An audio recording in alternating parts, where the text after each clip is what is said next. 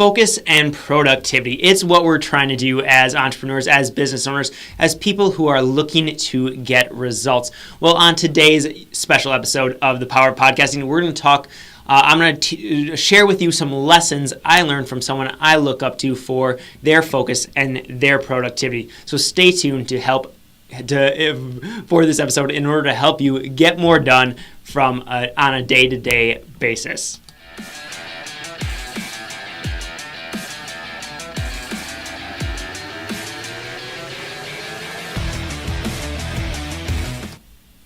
Hello and welcome to the Power of Podcasting. My name is Nick Palkowski and I am the host here and the founder of Your Podcast Guru, a business that helps speakers, coaches, and authors get their message out into the world and build a business in the process. And I'm very excited to talk to you today because we actually have a unique episode for us. This is going to be an Encore episode for one of the podcasts I recorded about a year ago. It was a very popular episode, but I believe it's super important right now because this is kind of that time of year where our focus and productivity can wane a little bit. Many people are just starting school. It's kind of the change of seasons, so we could be stuck in a rut where we're not nearly as productive or as focused as we want to be. So I think this is the perfect time to revisit some of the lessons I learned from someone who I really look up to in this area especially. So we're going to talk about the lessons I learned from spending a day with Michael Hyatt. I've been listening to Michael and reading his blog since I was a sophomore in college. And I've gotten a chance to see his business, his blog, his teachings progress and change over many years. And I've been involved in many of his courses, have had the chance to meet him a couple times. But last year at around this time, I got the chance to be a beta member of his Free to Focus course. And then as part of that opportunity, I had the chance to fly down to Nashville and meet with him, some of his team, and a few other people who were going through the course at that time, and just spend a day with him. We did a little bit of recording for his launch for Free to Focus, but then we got the chance to sit down, have dinner, and just talk productivity, focus, and business. And on today's episode of the Power of Podcasting, I want to share with you a few of those lessons that I learned. And one of the big reasons I wanted to bring this up now is because Michael is getting ready to have to go through a big webinar here on the 7 deadly sins of productivity.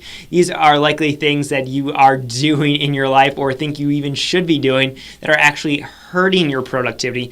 And I won't spoil any of the sins. I've seen this webinar before, but I'm very excited. I'm going to be signing up and following along with this webinar here. So if you want to participate, all you have to do is head over and type the word focus here in the comments on live stream, or if you want, you can head over to yourpodcastguru.com/focus and sign up there. But without any further ado, let's dive into this Encore episode of the lessons I learned from Michael Hyatt on focus and productivity. Recently, I had the chance to spend a day with Michael Hyatt talking about focus and productivity. And Michael is definitely one of those people that I look up to. So this is super exciting. I get a chance to actually go to dinner, sit down, and actually have a chat with him about productivity and focus. And the reason I got to do this was because I was part of a beta launch of his course, Free to Focus, which if you haven't checked out that course or haven't heard about that course yet, head on over to freetofocus.com. Highly recommend that course. But I was part of the beta group, and he actually asked that I would come down and share my story, how that course has impacted my life and impacted the work that I do on a regular basis, and how the results that I've seen, which have been pretty significant. And I'll be sure to include a link to the testimonial video that I gave for that, viewing that, and you'll find that in the show notes. So in case you're wondering how Free to Focus has changed my life, you can check that out there. But what I want to talk to you on this episode of the podcast is to actually talk about some of the lessons that I really learned really in my visit down there with Michael Hyatt, and some of my big takeaways from that evening together. And the first one is to really cover mega batching. So Michael is someone who batches tasks together better than anyone I have ever seen in my entire life. For those of you familiar with Michael, he has this membership site called Platform University, and in just 2 days of video filming, he creates the entire master classes for his membership site. That's 2 days, he creates 12 videos. Like, that's crazy. And that's just one example. He's also, when we were there, they reshot and a lot of the marketing materials and a lot of the intro material for the course that they were just launching. They also had us there to gather the testimonial videos, and that was all done in 2 days, the span of 2 days. They brought the crew in and rented a house, sat down, had all the content ready, knew what they needed to do, and just cranked through the video after video after video, and it was extremely impressive. So the importance of mega batching can't be understated, and it's something that I'm trying to do significantly. Right now, this video actually is part of a mega batching process for me. If you look, you might notice that at a couple of the podcasts I'm wearing the same shirt. That's because I'm mega batching these together, as well as some other videos that I need for membership sites and things like that, other projects we're working on. I'm trying to start batching things together like crazy. Another big takeaway is how Michael has just built his life to live in his desire zone. It's super impressive. In Michael's course, Free to Focus, he talks about the Freedom Compass, which basically describes these 4 different zones that a lot of our tasks fall into. There's the disinterest zone, the drudgery zone, the distraction zone, and the desire zone. And more than anything, Michael has crafted his life in a way that actually focuses in on that desire zone, where he is mostly only doing tasks that fall within that zone.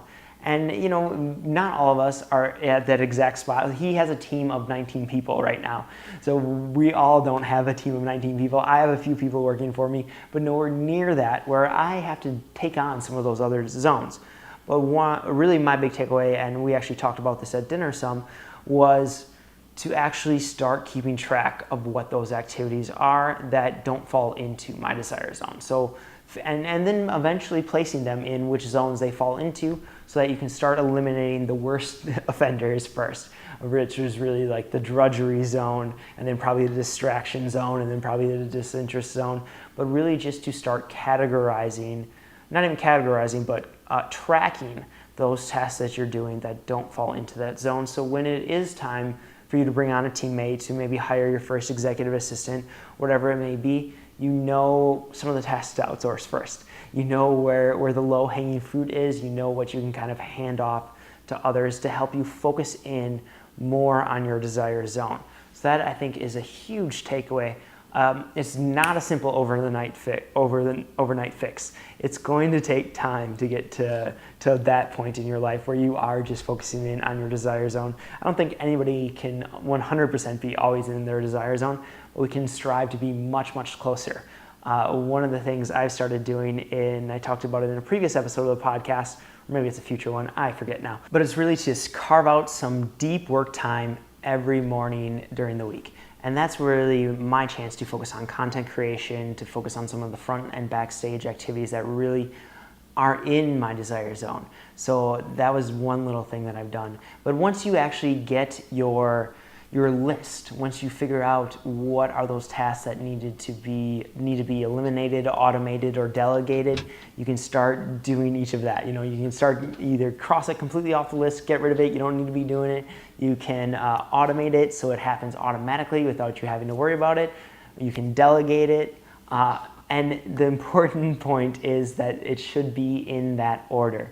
An example that I really learned, and this I learned from the course, and I actually talk about it in the one video with Michael.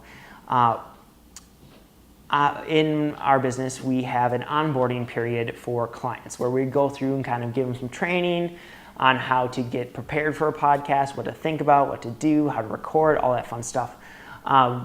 And I created templates for everything. I created a system for it. We have tasks in Asana. We have a template that I can just plug in the dates, and it tells you email on this date, email this on this date, email this on this date, create the description on this date, things like that. And I was at the point where I was ready to finally, I tweaked the system, I created it myself, tweaked it, and now it's time to hand it off to somebody else. It's time to delegate that. But going through the course, I realized, I had this epiphany that there's no reason someone has to necessarily be doing each and every one of these steps. Yes, somebody has to do certain ones of these steps, but for the most part, we could turn most of that training sequence, if you will, into an automated email sequence. So we went and actually created a mini training course, with videos, and it's actually part of the membership site, basically. So people now, when they purchase the podcasting service, they actually are signing up for a membership site where they're delivered the main training piece up front, and then of course we continue to deliver the service after they're done with the training pieces. But it has videos, it has an email that goes out to them automatically, and now no one has to touch that. Where before I was thinking, oh, I can outsource this to someone. I don't even have to pay someone to do that. It now just happens automatically. So it's important to really think about things in that order: eliminate, automate, and then delegate. Perhaps our biggest discussion at dinner actually revolved around hiring people and the importance of hiring the right people. And that really, it needs to be more about personality than necessarily about a skill set or even past experiences. A lot of that stuff can be trained, but you need to have the right personality for the right job. Now, not every personality is going to be right for every job or right for every position, but you want to find that perfect personality, that perfect person for that right spot. And so that's actually resulted in some big shifts in the way we go about our hiring process now. I'm working right now on kind of revamping that based off of a lot of Michael's advice, some things he's written about it, some things he has in his one course, as well as some books that he recommended I check out. So I'm actually going through and kind of revamping that whole process, focusing a lot on the character of a person versus skill sets. So that's been kind of neat, and I'm excited to see what comes out of it. But really the big thing is to also first share that with your community. Like if you are someone who's out there hiring, find those people who are already connected to you, your friends, family, your online following, and share that job opportunity with them first, because maybe they know someone, maybe they themselves are ready to step up and they're already a part of your family, so they're closer, they know what you're about, they know like and know what the content you're delivering, the business you're running, the values of your business. So try and find someone within your tribe first, or someone who is connected to your tribe in some way, because that's going to drastically improve the likelihood that you're going to find the right person for that position. And the last big takeaway was the importance of having that emotional support. At dinner, there was 5 of us along with Michael and Gail, and while this wasn't explicitly stated, you could just see the impact and the importance of Gail to Michael. Like, you could just see that the need for that emotional support, that person, that partner there to help bounce decisions off of, to help support him when he was feeling low energy, or just to help him through the challenging times, or celebrate the wins with him. You could just kind of feel that energy there and feel the need for that support system.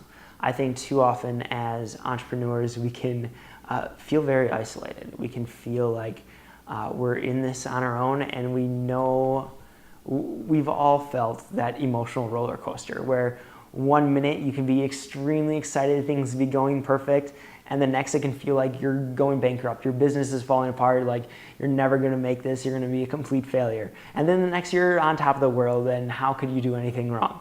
It's crazy how things can change from within the day and within the hour. The way you feel emotionally can just ride up and down as an entrepreneur.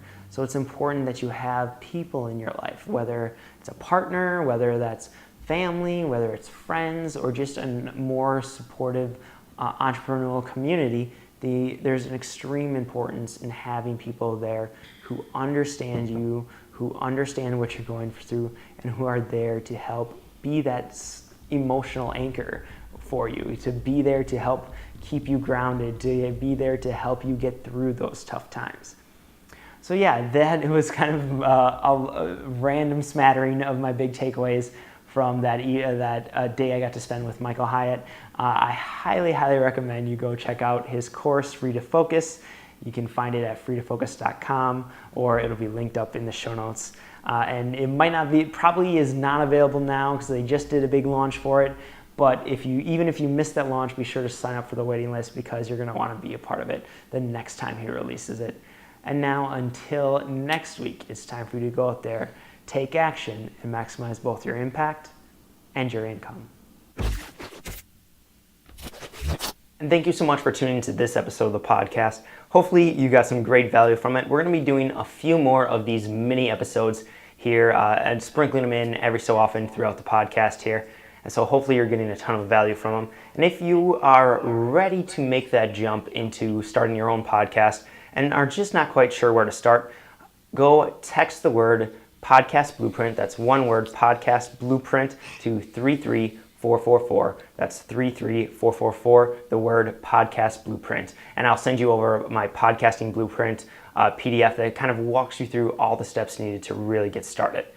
And also, if you were looking to find all of the episodes of The Power of Podcasting, simply head on over to powerofpodcasting.tv and you'll find all the episodes linked up there. And if you have not done so yet, please go subscribe to the podcast on iTunes and please leave a rating and a review, because rating and reviews are the best way for more people to find out about this podcast and decide if this is the one for them.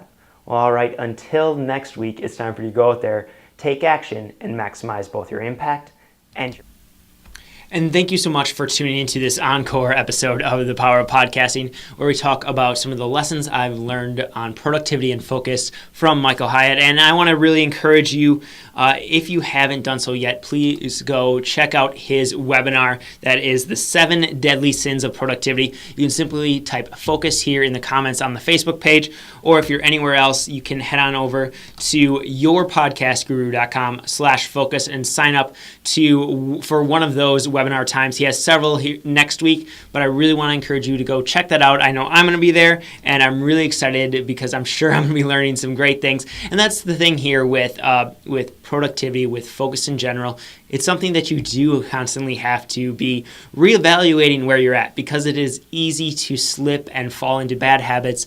It's easy to take your eye off that ball and start losing some of that focus that really is what gives you that freedom in life. I love that his course is named Free to Focus, because it's by focusing in on what you're doing, on the important things, on what really matters. And that includes all aspects of your life, from your work to having margin in your life and to the relationships you're creating. By focusing in on those things, that's going to allow you to really start to build some of that freedom, some of that time freedom, some of that freedom to make the choices that you want to make and truly live the life that you want.